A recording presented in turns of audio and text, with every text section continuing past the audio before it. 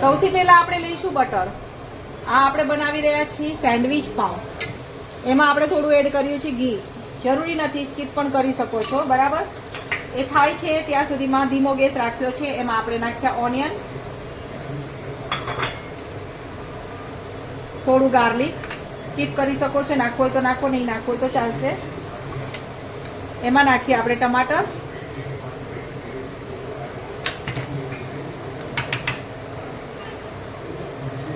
આ આપણે લીધી છે ગોરધનભાઈની ચટણી, રાજકોટ વાળાની. આ બધું આમાં થોડી વાર મેશ થાય ત્યાર પછી આપણે આ બટેટા છે સુધારીવાના છે અને સ્લાઈસ રાખવાની છે. આ સરસ થોડુંક સતળાઈ ગયું છે. ત્યાર પછી હવે આપણે એમાં મૂકીશું આ બટેટાની સ્લાઈસ.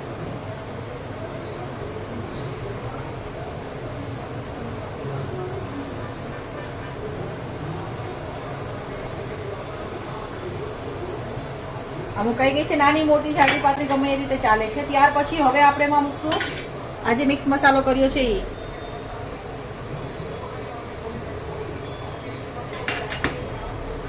સાથે આપણે છાંટીશું થોડું કાશ્મીરી મરચું.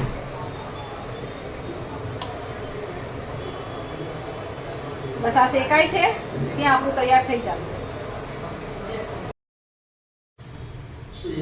તમને લાગશે કે આ બધું શું તૈયારી થઈ રહી છે? આ છે સેન્ડવિચ પાઉં, જેના અંદર આપણે નાખ્યા કાંદા, ટમેટા, લસણ. પછી આ છે પાઉંભાજી, પાણીપુરી, મહાલક્ષ્મીનો ગરમ મસાલો અને બીજા ઘણા બધા ટાઈપના જે બજારમાં મસાલા મળતા હોય, ઇડલી સાંભારનો મિક્સ મસાલો. કાંઈ ન હોય તો મહાલક્ષ્મી મસાલો ચાલે, કાંઈ ન હોય તો ખાલી ગરમ મસાલો ચાલે, ખાલી પાઉંભાજી મસાલો ચાલે. આ બધા મેં મિક્સ મસાલા કર્યા છે.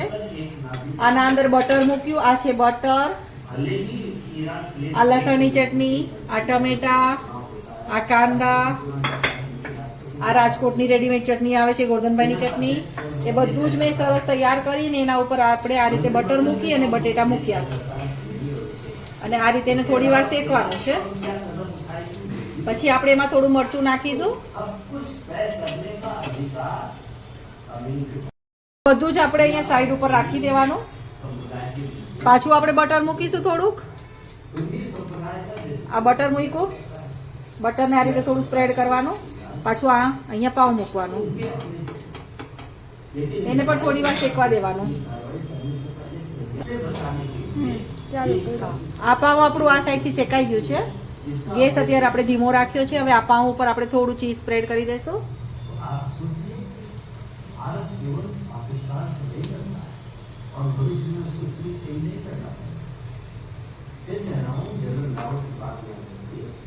હવે આ જે બધું આપણે તૈયાર કર્યું છે મસાલો એ આપણે આમાં મૂકશું.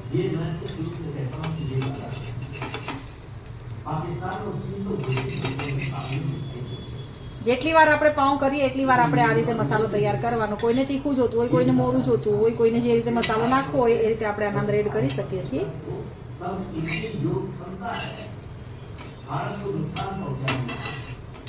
ક્યારેક દાબેલી ખાઈએ, ક્યારેક વડાપાઉં ખાઈએ, ક્યારેક પાઉંભાજી ખાઈએ. તો આ સેન્ડવિચ પાઉં પણ ક્યારેક ટ્રાય કરજો. નોર્મલ સેન્ડવિચ કરતા આનો ટેસ્ટ અલગ આવે છે.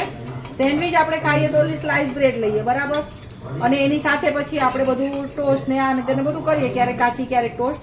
એની જગ્યાએ જ્યારે પાઉં લઈને આ રીતે કરીએ છીએ ને તો કંઈક અલગ જ ટેસ્ટ આવે છે અને સારું લાગે છે. આના અંદર તમે બટર ને એવું બધું તમારી મરજી મુજબ તમે ઓછું વધારે કરી શકો છો. જેને જે રીતે ફાવતું હોય એ રીતે નાખી શકાય છે. આપણે થોડું બટર આમાં પાછું નાખીશું આપણે ઉપર અને પછી આ પાઉંને આપણે પેક કરીશું. એકદમ ચીઝી પાઉં થશે કેમ કે ચીઝ પણ છે. ચીઝ પણ ઓછું વધારે આપણે કરી શકાય છે. હવે આ રીતે આપણે પાઉંને આમ પેક કરી દેવાનું. આ તૈયાર છે આપણું સેન્ડવિચ પાઉં.